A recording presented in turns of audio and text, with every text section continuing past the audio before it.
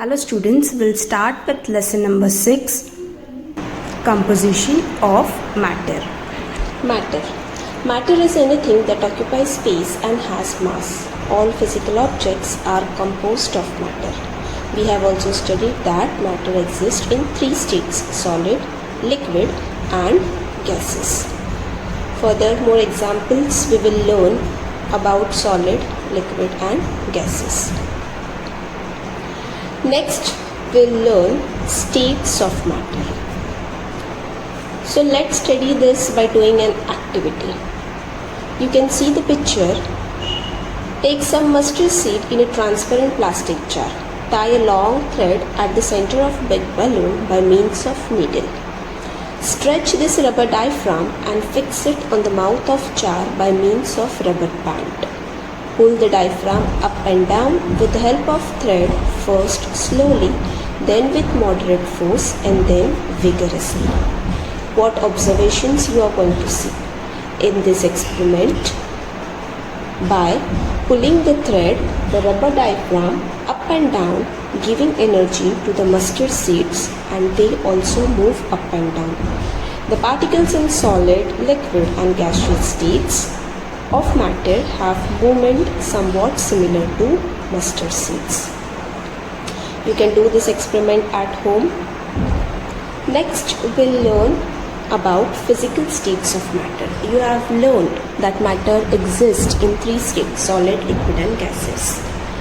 The intermolecular particles of solid are very close to each other. As you can see in the picture, they vibrate at their fixed position.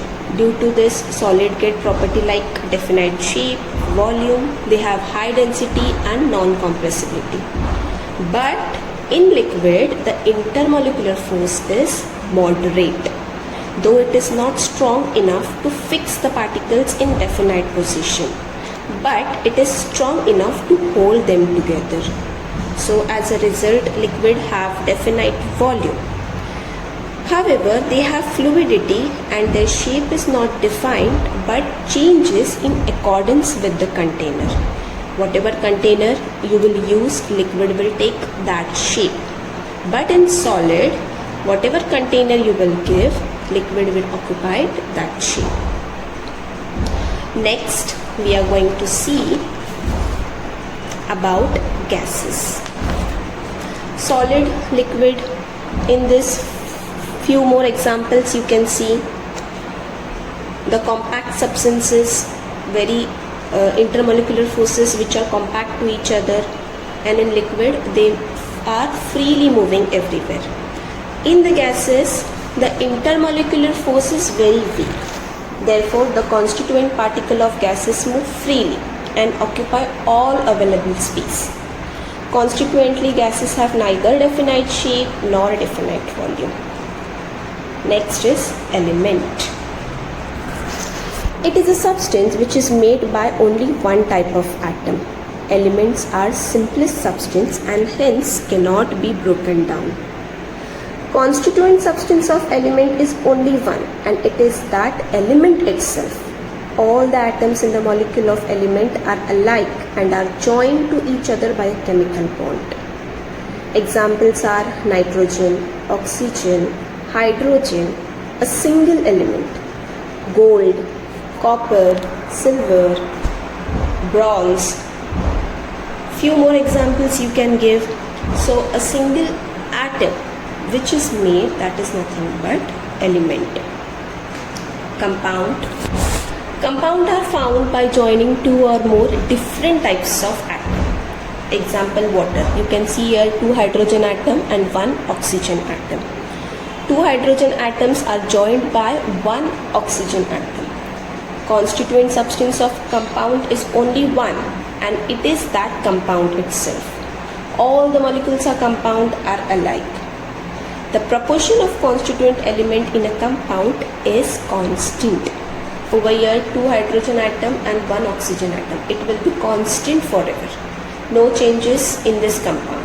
So once the compound is formed, the proportion of that compound will be constant. Over here, water molecule they have given, so the proportion is 8:1. Mixture. Mixture is a physical combination of two or more substances in which identities are retained and are mixed in the form of solution, suspension and colloids. Example of mixture are brass. Brass is mixture of zinc and copper. Steel. Steel is a mixture of carbon and iron. Seawater is a mixture of water and salt. Next we'll see types of element. Types of elements are classified into metals, non-metals and metalloids. Metals and non-metals, when will combine, you will get metalloids. Example of metals: gold, silver. Non-metals: carbon, sulfur. Metalloids: silicon, germanium, arsenic. Types of compounds. Let's study this by doing an activity. Apparatus, evaporating dish, tripod stand, burner, etc. Chemicals: camphor, washing soda, blue vitriol, sugar, glucose, urea. In this chemicals we are going to use camphor. We are going to see about camphor. Keep the evaporating dish on the tripod stand as you can see in the figure. Take some camphor in the evaporating dish.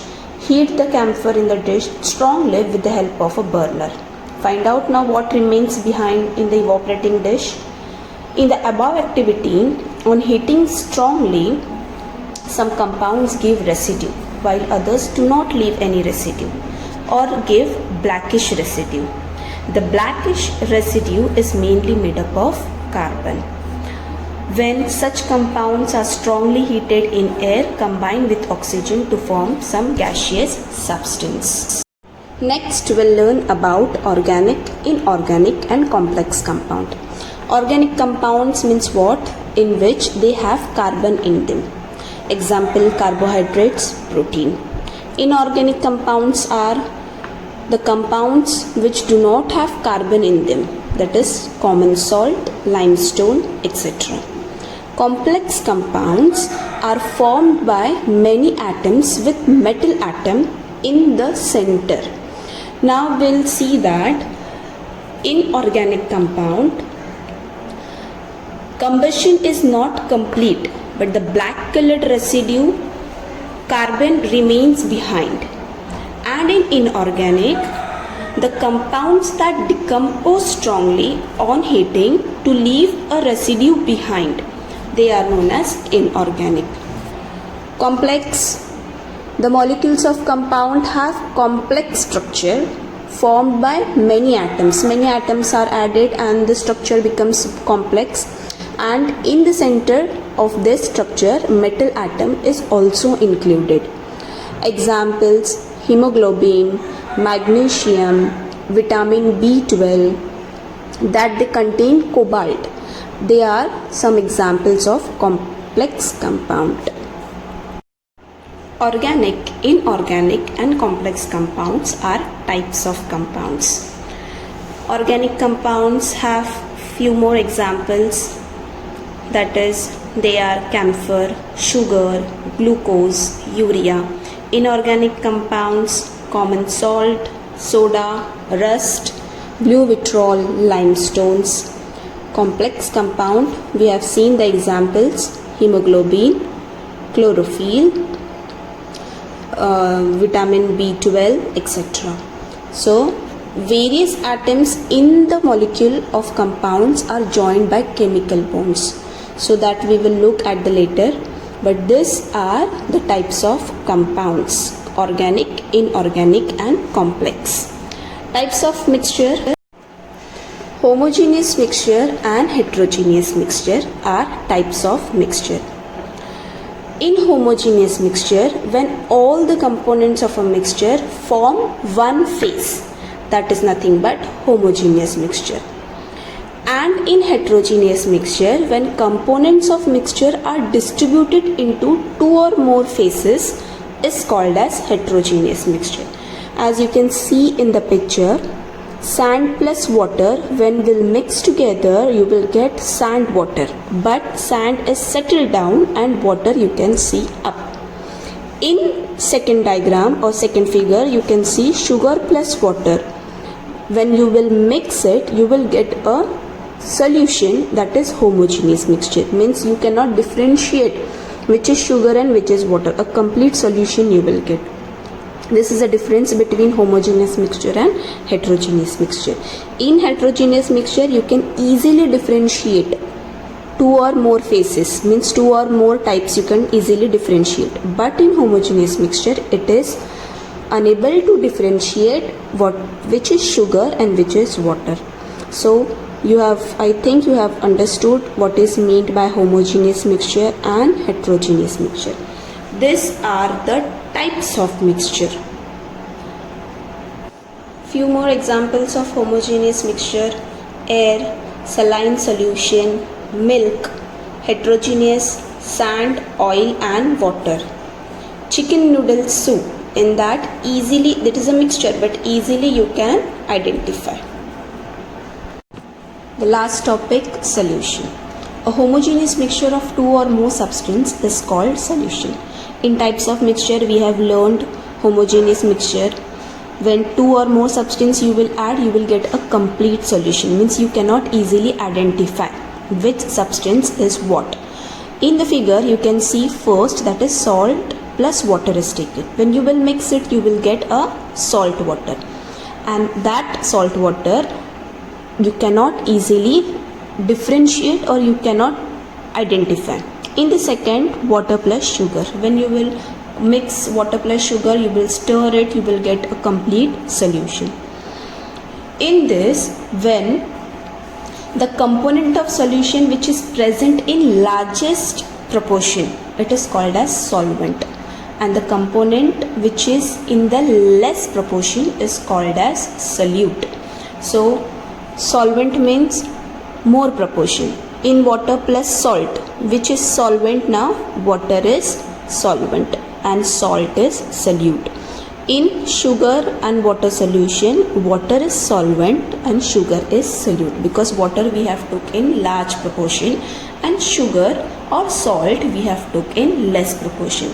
The amount which will be large, the proportion which will be large is known as solvent, and the proportion which will be less is known as solute. And the process of forming a solution by mixing solute in the solvent is called as dissolution. The process, see again, the process of forming a solution by mixing solutes in the solvent. In solute, less proportion is solute. You have to mix it in the solvent, and that process or that liquid, whatever you will get, it is nothing but dissolution. Next, further, there are more types of solutions, that is liquid in liquid. Example is vinegar. Gas in gas. Example is air. Solid in solid. Examples are alloys like brass, steel, stainless steel, etc. Gas in liquid. Example is chlorinated water. Next topic will continue in next session. Thank you.